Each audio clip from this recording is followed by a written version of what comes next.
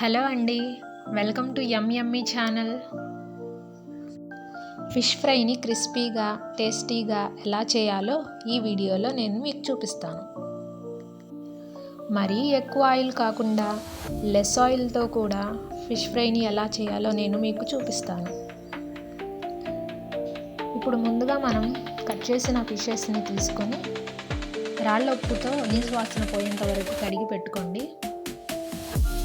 Wash చేసి పెట్టుకున్న ఈ ఫిష్ పీసెస్లోకి 2 స్పూన్ పసుపుని 2 స్పూన్ సాల్ట్ని యాడ్ చేయండి. అలాగే ఈ ఫిష్ పీసెస్లోకి అల్లం వెల్లుల్లి కొబ్బరి పేస్ట్ని తీసుకొని 1 స్పూన్ వరకు ఇందులో యాడ్ చేయండి.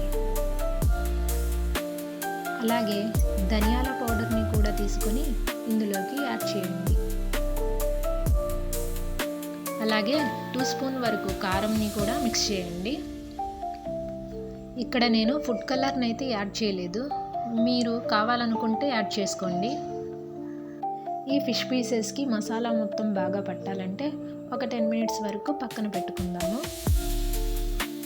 10 మినిట్స్ తర్వాత స్టవ్ మీద చిన్న కళాయి పెట్టండి, మరీ పెద్దది కాకుండా, ఎందుకంటే 1 కేజీ ఫిషెస్కి లెస్ ఆయిల్తో చేయాలంటే ఇది సరిపోతుంది. ఇప్పుడు సగం ముక్క మునిగేంత వరకు ఆయిల్ వేసుకొని ఒక్కొక్క పీసెస్గా ఇందులో వేసుకొని కాసేపు అలాగా కదల్చకుండా ఉంచండి. 5 మినిట్స్ వరకు అలాగే ఉంచండి. ఇంకొక పీస్ని యాడ్ చేద్దాము.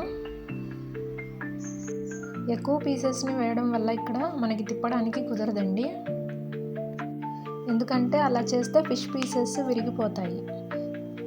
5 మినిట్స్ అలా ఉంచండి. 5 మినిట్స్ తర్వాత తిప్పండి స్పూన్ తోటి. చూడండి, ఇక్కడ చాలా నీట్గా వచ్చింది, పీస్ విరిగిపోకుండా.